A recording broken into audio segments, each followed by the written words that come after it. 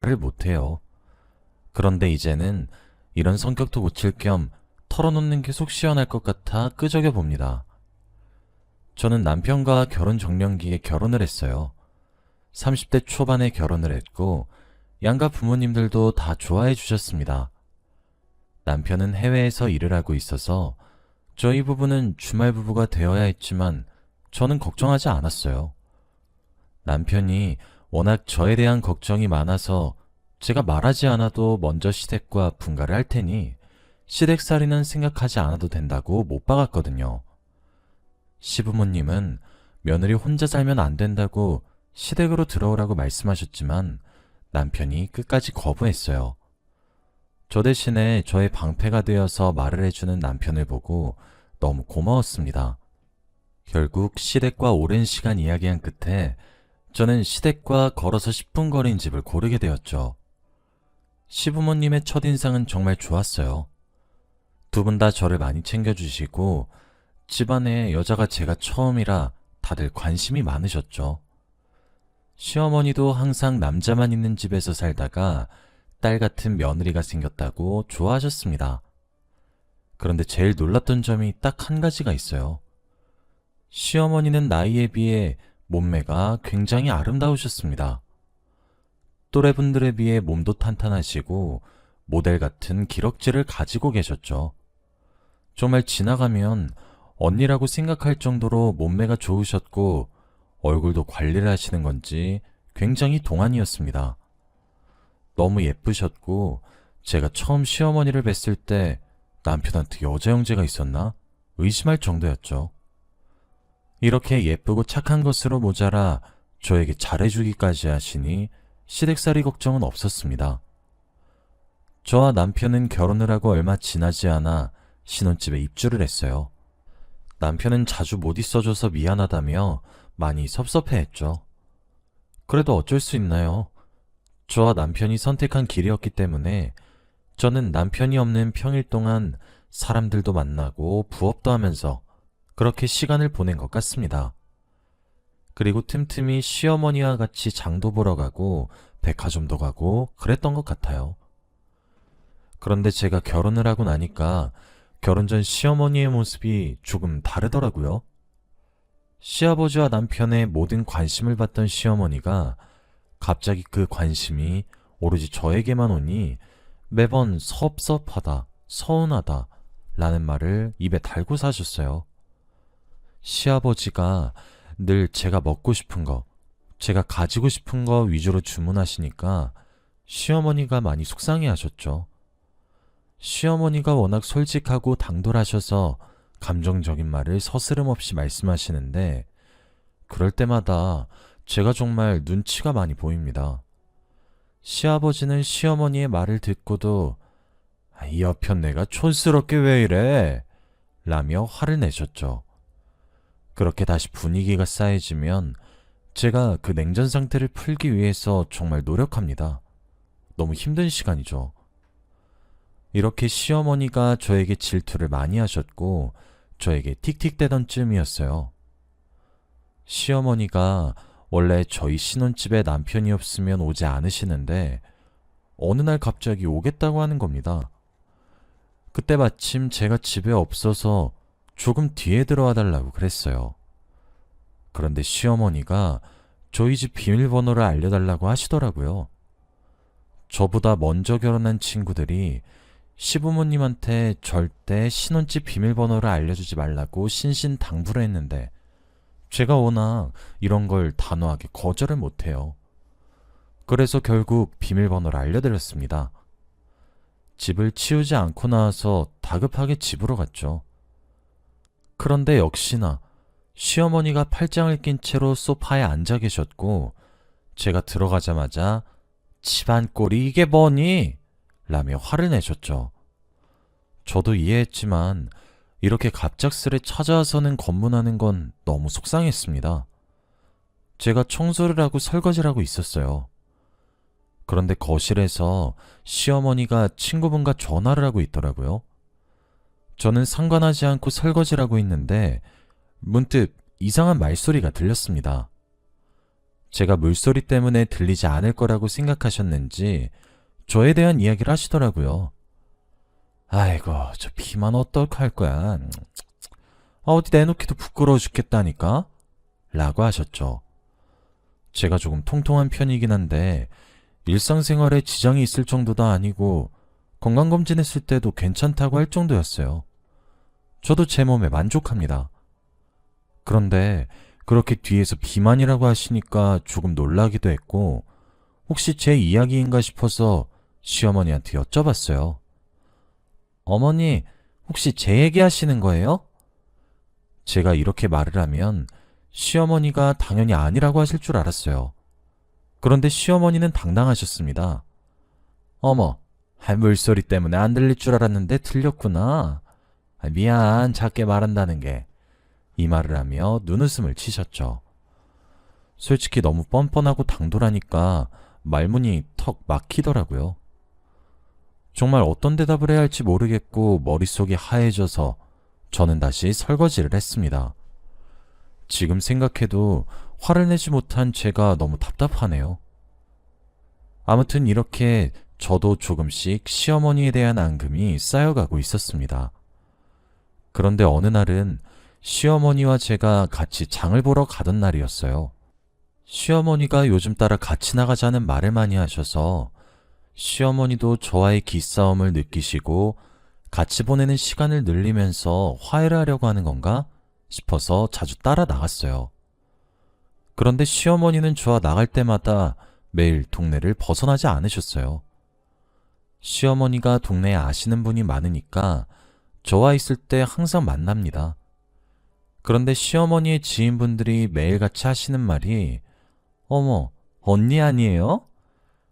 길거리 같이 걸어 다니면 시어머니가 아니라 언닌 줄 알겠어요. 라며 시어머니의 동안 외모를 칭찬하십니다. 그런데 항상 웃으면서 아니라고 겸손하게 대답하시던 시어머니가 그날은 이상한 답변을 하셨어요. 얘가 워낙 또래에 비해 노안이 있고 살도 많이 쪄서 그렇게 보이는 거예요. 옆에 있으면 어려 보인다니까? 그래서 내가 요즘 얘랑 붙어 있잖아. 저는 그 말을 듣고 정말 충격을 받았습니다. 시어머니가 좋은 뜻으로 저와 같이 어디든 가시려고 하는 줄 알고 저도 마음속에 쌓인 앙금을 풀어나가고 있었어요. 그런데 시어머니의 진짜 속셈은 그게 아니었던 겁니다. 자신이 돋보이기 위해 저를 이용한 것이죠. 그때부터 시어머니가 뭐를 해도 좋지 않은 시선으로 보게 된 것 같아요.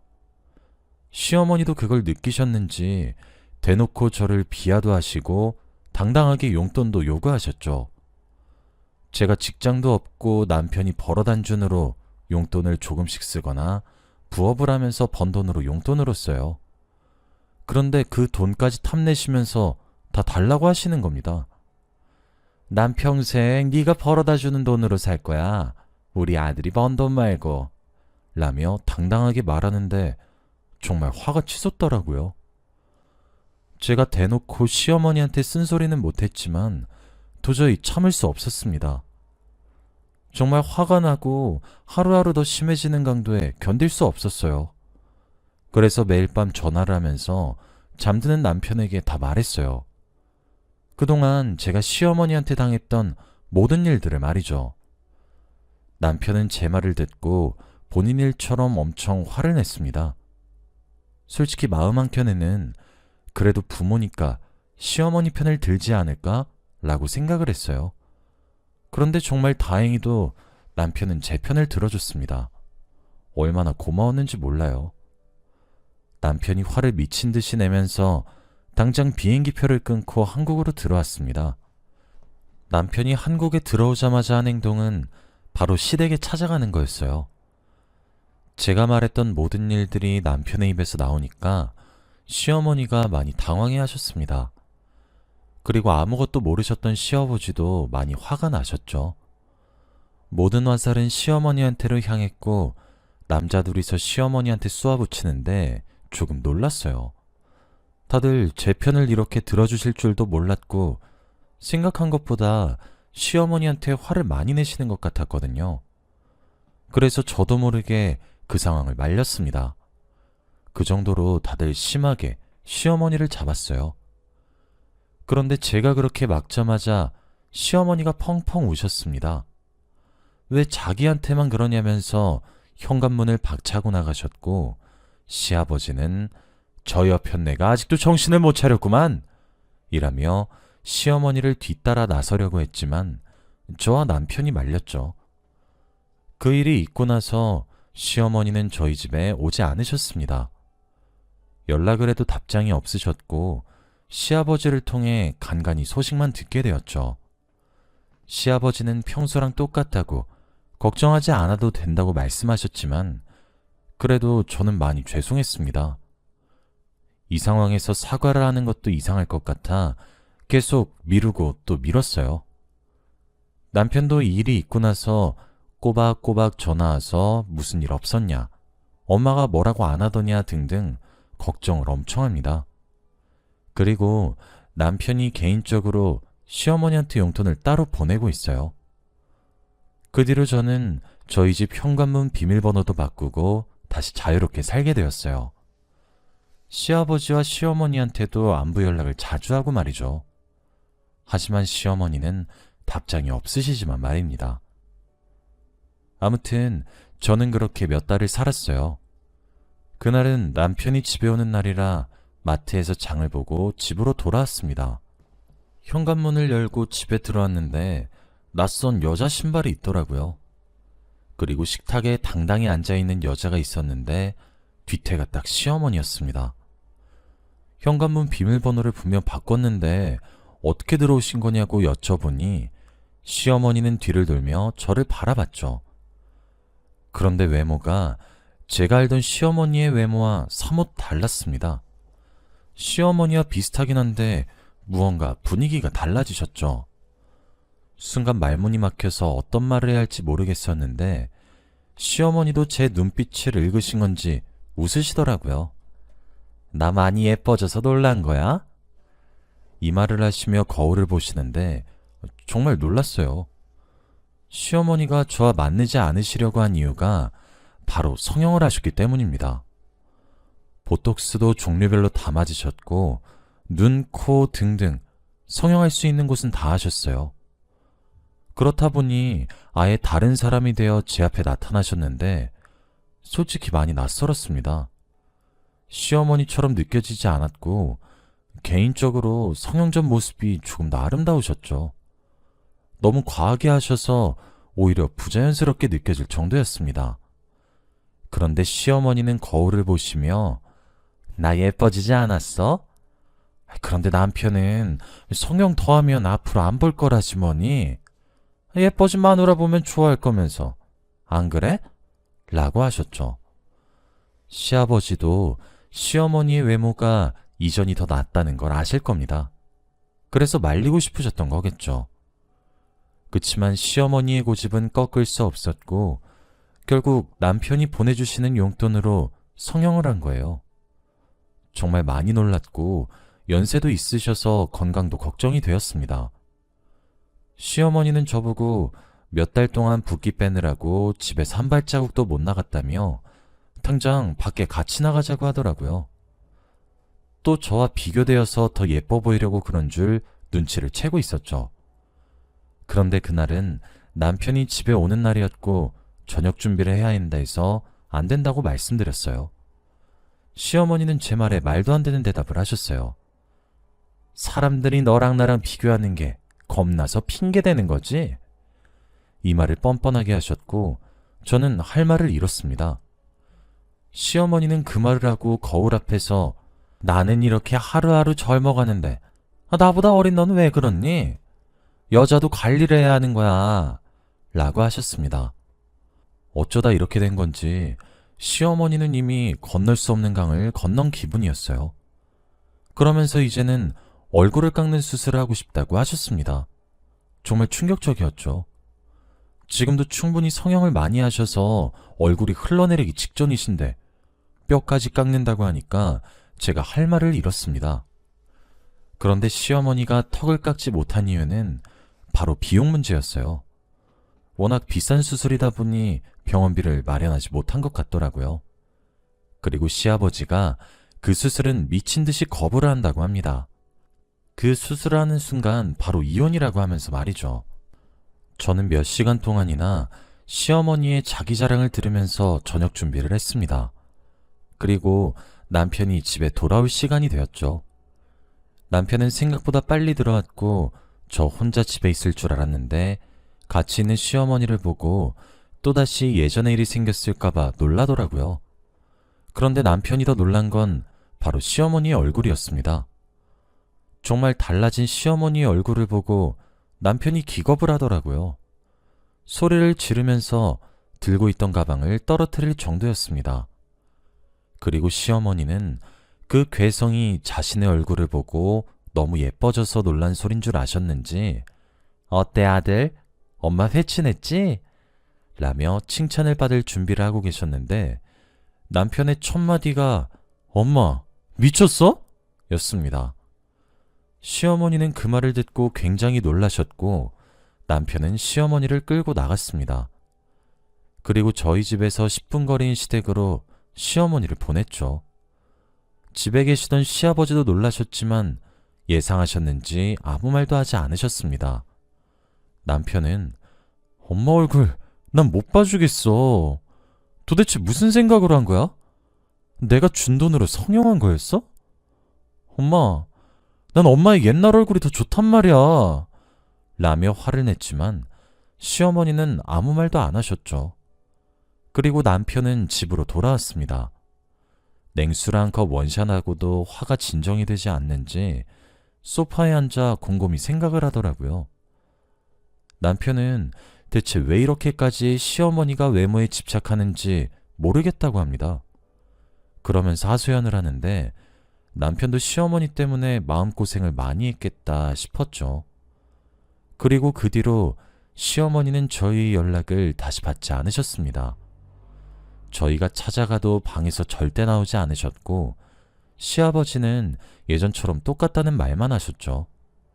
그렇게 몇 달이 흘렀던 것 같네요.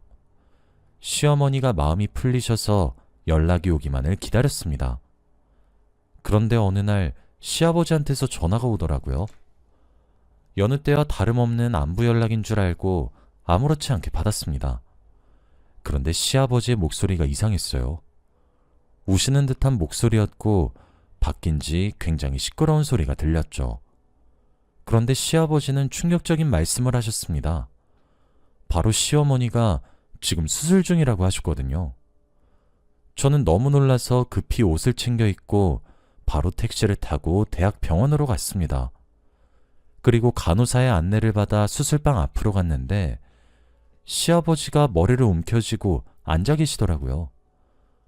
방금 전까지 우셨는지 눈이 부어 있었고 저를 보자마자 "며느라, 어떡하니?" 라고 하셨습니다. 대체 무슨 일이길래 이렇게 시어머니가 수술을 하시는지 영문도 몰랐죠. 그런데 시어머니가 수술을 하시는 이유가 더 충격적이었습니다. 결국 시어머니는 뼈를 깎는 수술을 했다고 합니다. 그런데 시어머니가 연세가 있어서 의사가 안 하는 게 좋겠다고 했답니다. 하지만 시어머니는 고집을 피웠고 결국 해준다는 병원을 찾아서 갔대요. 그런데 그곳이 다른 병원에 비해 가격도 싸고 뼈 깎는 수술을 해준다고 하니 시어머니는 바로 수술을 했죠. 하지만 알고 보니 그 병원은 제대로 된 성형외과가 아니었고 불법 시술이었다고 합니다. 결국 얼굴에 부작용이 오고 수술이 제대로 되지 않아 긴급수술로 지금 수술을 하고 계신다고 해요. 그 말을 듣고 정말 충격을 받았습니다. 시어머니의 성형 중독의 끝은 결국 이렇게 부작용이 되었죠. 다행히도 어려운 수술이 아니어서 금방 끝나긴 했지만 그래도 예전의 얼굴 형태는 될 수 없다고 해요. 시아버지는 병실에 들어온 시어머니한테 "아이고, 그러니까 내가 하지 말라 했잖아" 라며 윽박을 지르셨지만 시어머니는 등을 돌린 채 눈물만 흘리고 계셨죠. 시어머니의 수술이 잘 끝나도 집안 분위기는 좋지 않았어요. 남편과 시아버지는 그런 시어머니한테 화도 제대로 못 내고 답답하게 하루 이틀을 흘러갔습니다. 시어머니는 그 뒤로 성형수술은 절대 하지 않으셨고 저에 대한 외모를 비하는 일도 없어졌어요. 집에 멋대로 찾아오는 일도 없어졌고 가끔씩 만나서 식사 자리를 가지고 명절 때만 보는 그런 형식적인 시어머니와 며느리 관계가 되었습니다. 그래도 시어머니가 다시 기력을 회복하셨으면 좋겠어서 제가 옆에서 많이 챙겨드리고 애교도 부리면서 며느리로서 최선을 다하고 있어요. 다행히도 시어머니가 마음을 열어주셔서 관계가 회복되고 있습니다. 시어머니는 이번 일로 깨달으신 게 많으신 건지 항상 뾰족하게 날이 서 있던 시어머니는 온데간데 사라졌고 이제는 둥글고 듬직한 시어머니가 되었어요. 그때부터 저와 시어머니의 관계는 시작이었던 것 같습니다. 지금은 그렇게 지낸 지 몇 년이 지났는데 여전히 시어머니와 저는 사이가 좋아요. 앞으로도 계속 이렇게 지냈으면 좋겠습니다. 다들 저의 이야기를 들어주셔서 감사해요. 모두들 행복하세요.